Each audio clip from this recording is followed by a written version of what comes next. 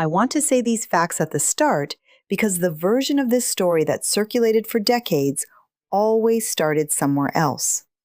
It started with my family's money, or my mother's calculations, or the size of the settlement I received, or the question of whether a girl from a poor Hollywood family knew exactly what she was doing when she caught the attention of Charlie Chaplin.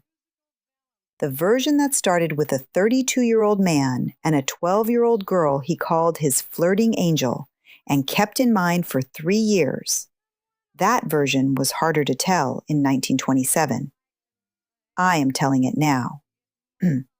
Let me tell you what Charlie Chaplin was in 1924, because the size of the thing matters. He was not merely famous.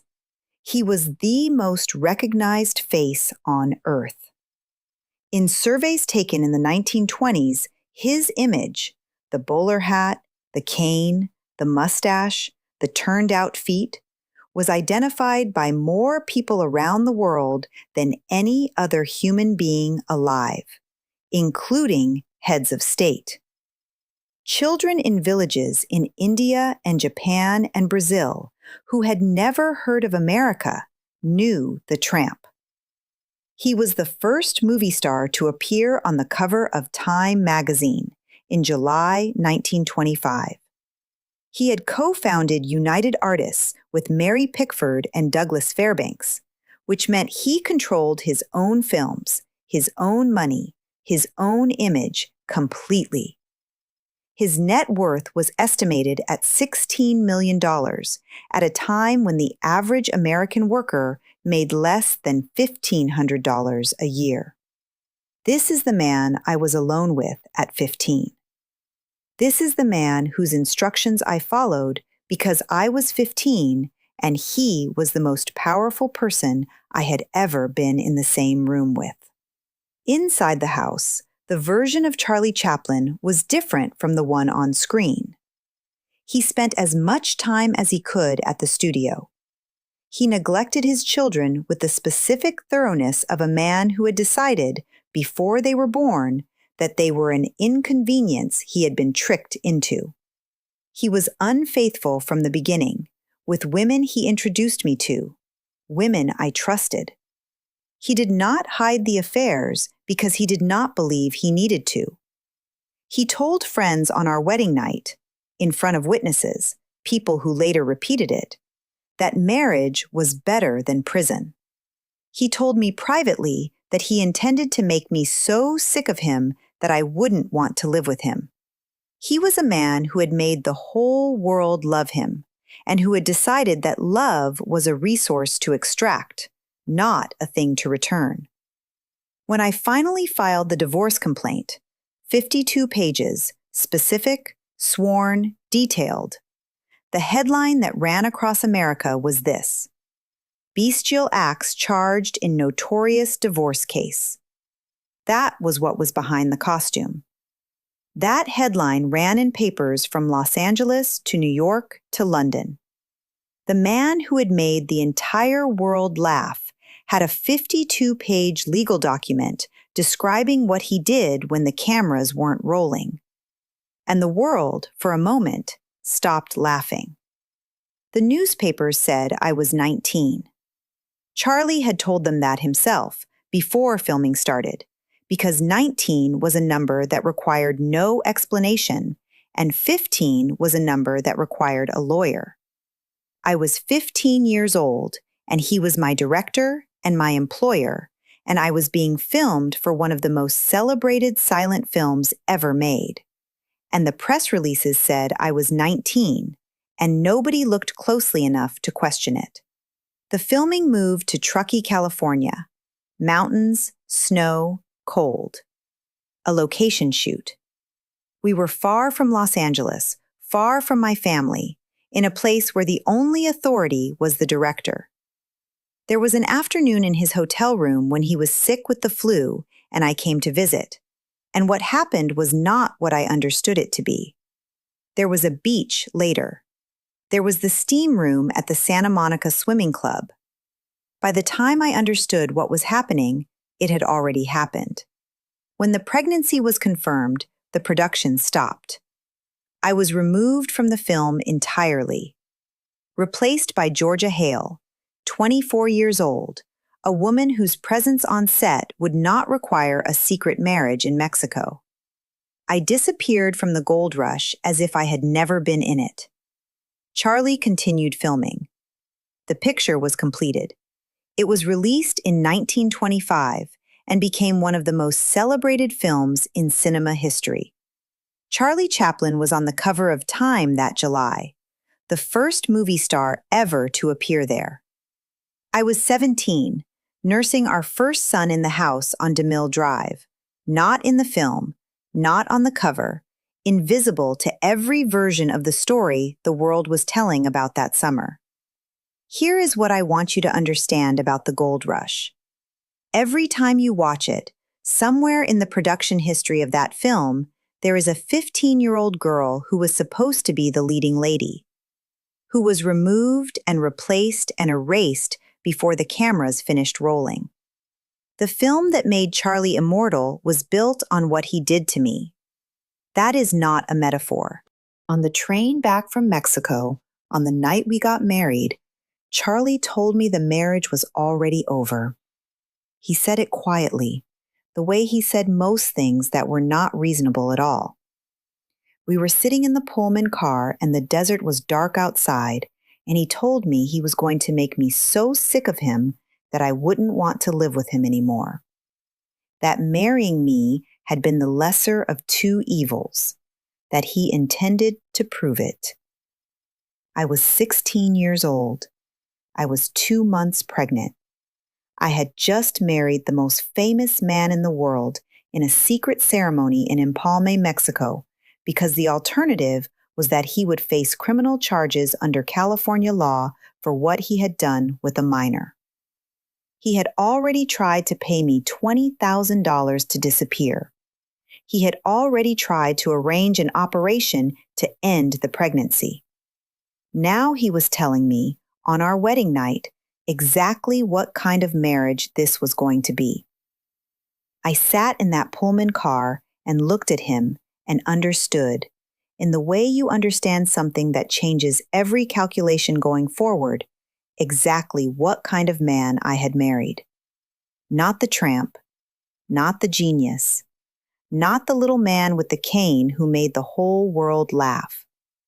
The man who, on his own wedding night, looked at his pregnant 16-year-old wife and told her the marriage was a punishment he intended to make her feel. That is where the story starts. Everything else follows from that train. I first appeared in a Charlie Chaplin film when I was 12 years old. He cast me as the flirting angel in The Kid in 1921. I was Lilita McMurray then, a girl from Hollywood, the daughter of a family who scraped for money and knew how close the studios were to everything they wanted. My mother brought me to the audition. Charlie watched me perform and said I had something. He was 32 years old. I was 12. He had me sit for a portrait that afternoon. He said I reminded him of a painting called The Age of Innocence by Sir Joshua Reynolds, an 18th century portrait of a young girl with dark eyes looking at something just off canvas. My mother thought it was charming. She told people about it for years. Charlie had the portrait made and kept it. He kept me in mind, too. That is the part my mother didn't understand. 3 years later, when I was 15, he found me again. He was casting The Gold Rush and needed a brunette. Someone mentioned my name. He called me in, tested me, gave me the role of his leading lady, and changed my name to Lita Gray. He told the press I was 19. He was 35. The gap between those two numbers, 15 and 35, is the whole story, stated plainly. Everything else is detail. By the time I was 16, I was pregnant and on a train to Mexico, and the most famous man in the world was telling me the marriage was a mistake he intended to make me pay for. That is the production history. The Gold Rush made $11 million worldwide. Charlie's cut was enormous. The girl he had gotten pregnant and replaced with an adult woman received nothing from that film. No credit, no payment, no acknowledgement that she had ever been there. In Hollywood accounting, I had been subtracted from the story before the story was finished. It would not be the last time.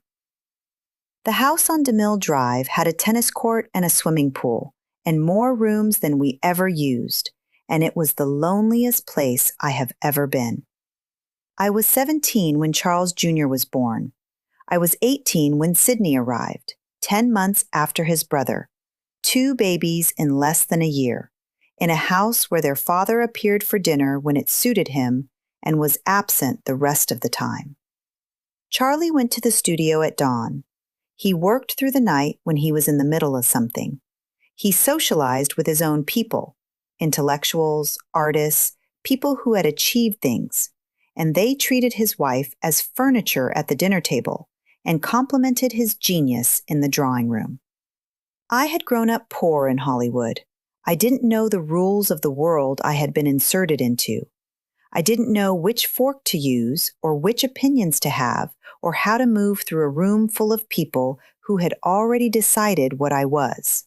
The child bride, an embarrassment, a mistake Charlie was making the best of.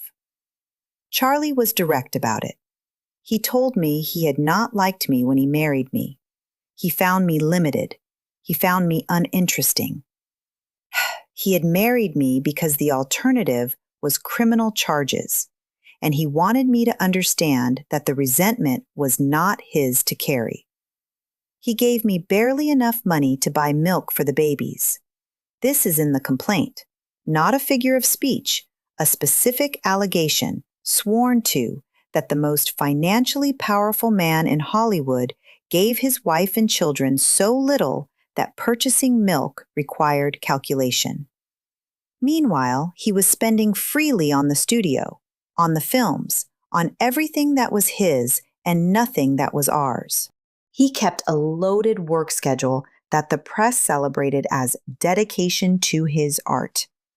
Every profile written about him in those years praised his commitment, his perfectionism, his refusal to release a frame that wasn't exactly right.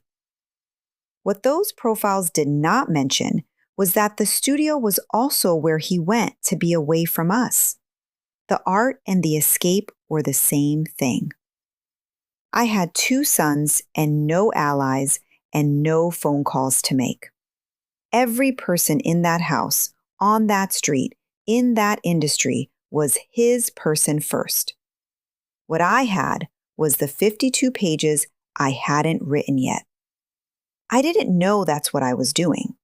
I was 17, then 18, storing everything up, taking note of every name, every night he didn't come home, every woman he didn't bother hiding. By the time I hired the lawyers, I had enough for 52 pages and room to spare. Myrna Kennedy was my best friend, not an acquaintance, not someone Charlie had introduced me to, my friend. A girl I had known before the marriage, someone I trusted, someone I had personally convinced Charlie to hire for the circus because I thought it would be good for her career. I used whatever influence I had in that house to open a door for her. In November 1926, I found out she and Charlie had been involved for months. I took the boys and left that night. The complaint named names, all of them. Pola Negri, the Polish actress who had been one of Hollywood's biggest stars, who had publicly mourned Rudolph Valentino so dramatically the press called her performance grief theater. Marion Davies, the actress who was William Randolph Hearst's companion, which meant naming her was also naming a problem with the man who owned more newspapers than anyone else in America. Georgia Hale, who had replaced me in the gold rush. Edna Purviance, Charlie's leading lady for years, who had been in his films since before I was born. And Myrna Kennedy, my friend. Charlie threatened, through intermediaries, to use his connections with Hearst to have me dealt with permanently. The threat was specific enough that my lawyers noted it. I filed the complaint anyway. If I was going to be in danger, I was going to be in danger with the truth already on the record.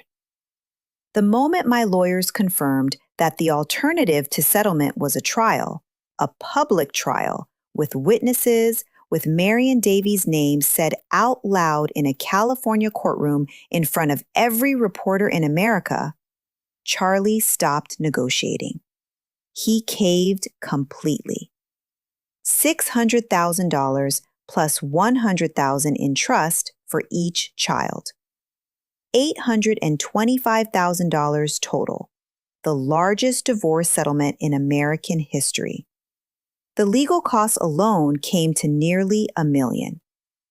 The man who had offered me $20,000 to disappear ended up paying more than 40 times that amount, because I didn't disappear and the names in the complaint were real, and Marion Davies' name was one of them. On January 11, 1927, a court order froze Charlie Chaplin's entire $16 million estate. Every account, every asset, every investment, frozen. Chaplin's millions seized by court.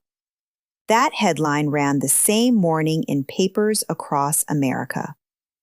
The man whose image appeared on more merchandise, more posters, more theater marquees than any other human being alive had his entire fortune locked by a California judge because his 16-year-old wife had filed 52 pages of sworn testimony about what happened inside their house. The complaint was published, not summarized, published. Copies were distributed. They were sold on street corners for $5 a copy.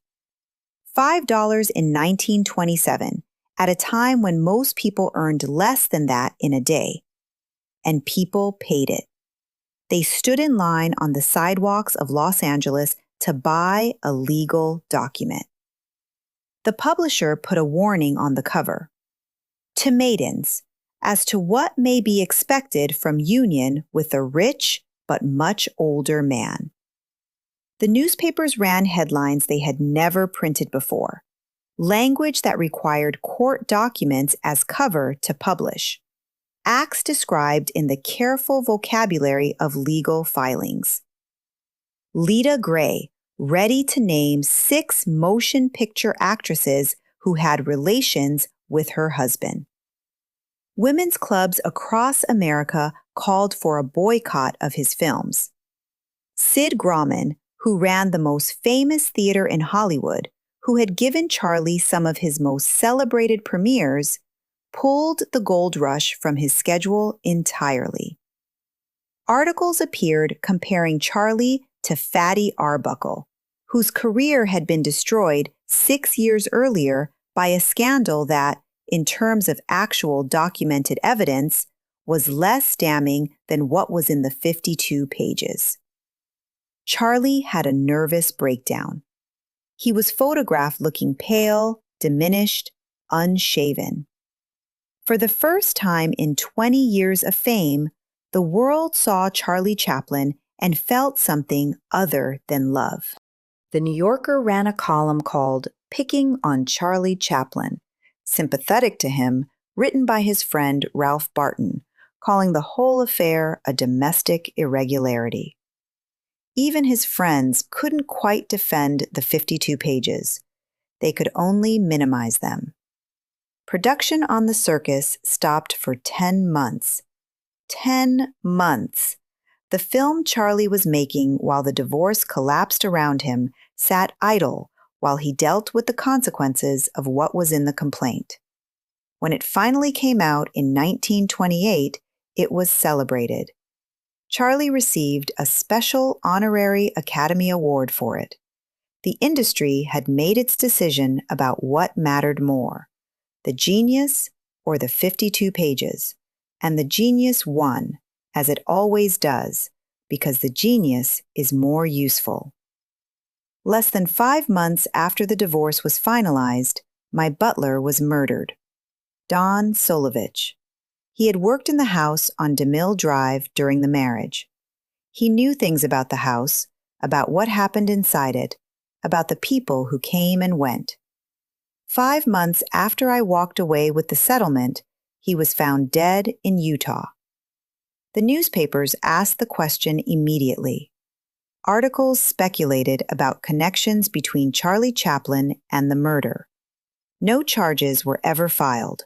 No connection was ever proven in court.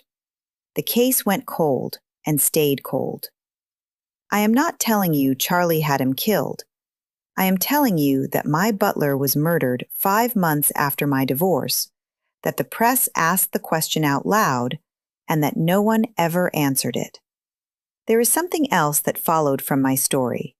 Something I didn't know until years later.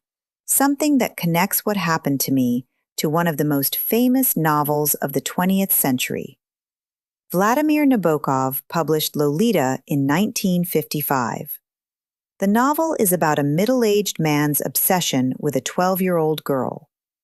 Nabokov's biographers have confirmed that the name, Lolita, was drawn from my name, Lita.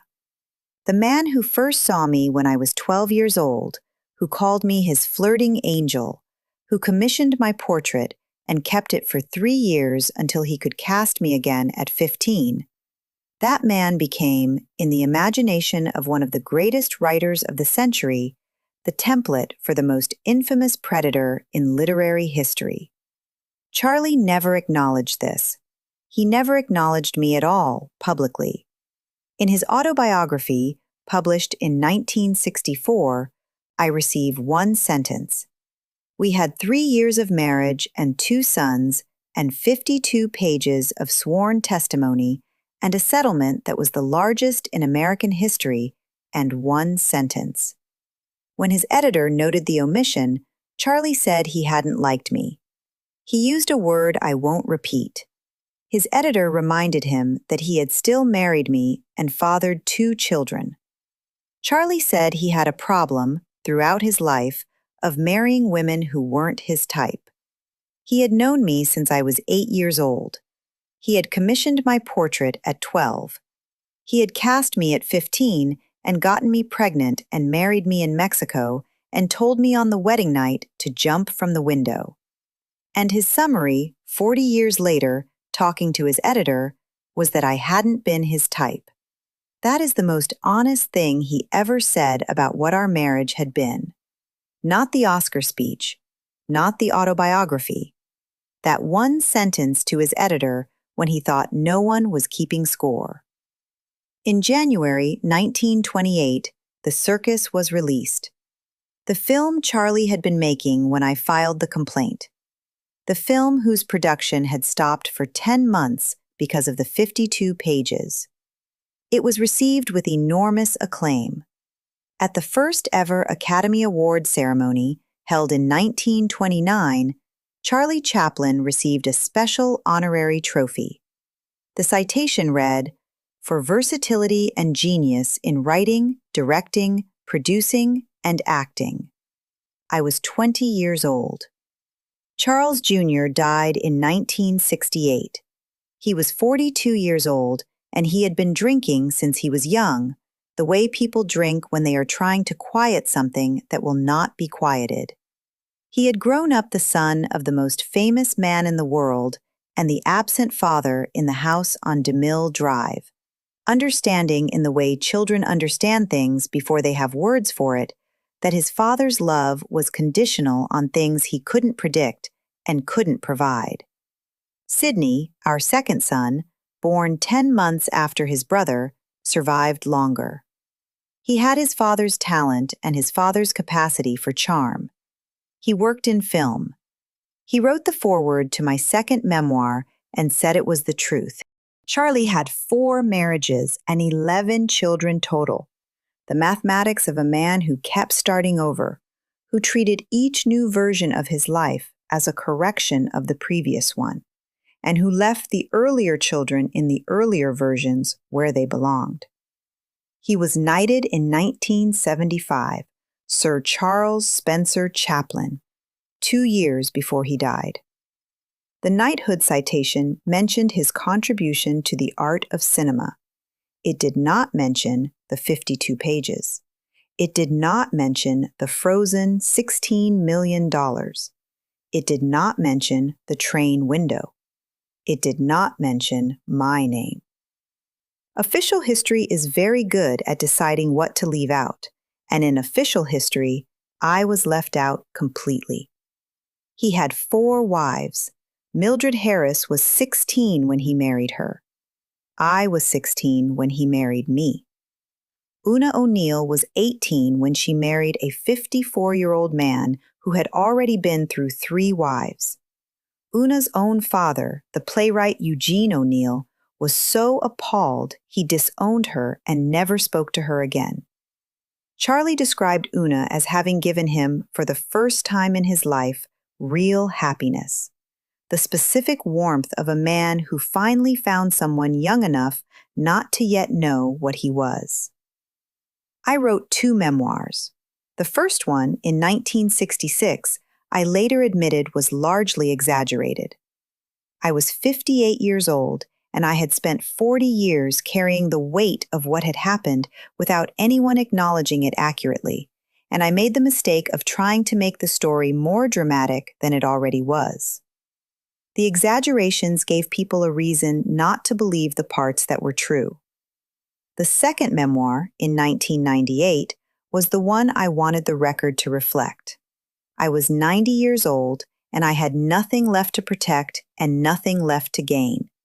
My son Sidney wrote the foreword. He said it was accurate. What I wrote. He had known me since I was 8 years old.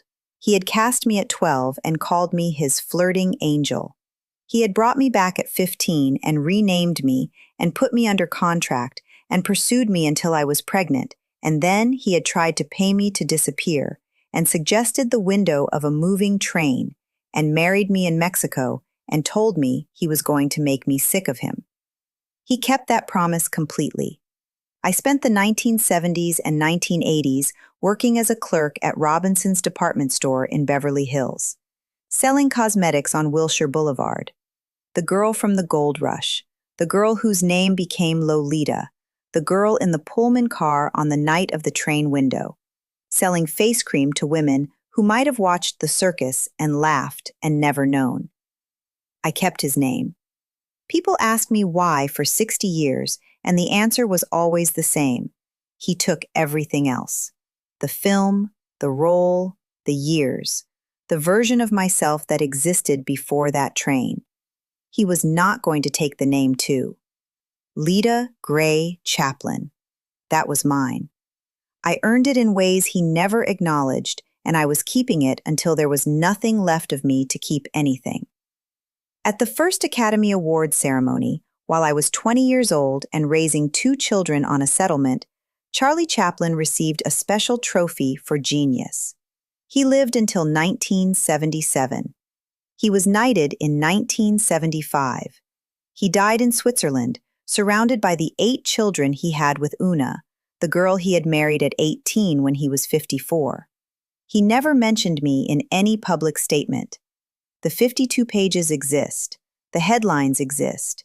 Bestial acts charged in notorious divorce case. Chaplin's millions seized by court. Lita Gray ready to name 6 motion picture actresses. Printed every day for months. Read by millions. Forgotten within 2 years. My butler was murdered 5 months after the settlement. My name became Lolita. My sons grew up without a father who showed up. Charles Jr. drank himself to death at 42, and somewhere in a novel published in 1955, a man named Humbert Humbert stands in front of a 12-year-old girl and finds her irresistible, and the world reads it as literature. And nobody much thinks about the girl in the portrait on Charlie Chaplin's wall, the one he commissioned when she was 12, the one he called the Age of Innocence, the one he kept for 3 years until he could cast her again. I wanted to have been older. That is the simplest way to say it. I wanted to have been old enough to know what was happening before it was already done. He got the Oscar. He got the knighthood. He got the 8 children with Una and the house in Switzerland and the legacy and the special place in the history of cinema that nothing, not the 52 pages, not the frozen millions, not the headlines, not the train window, was ever going to touch. I got the name, Lita Gray Chaplin.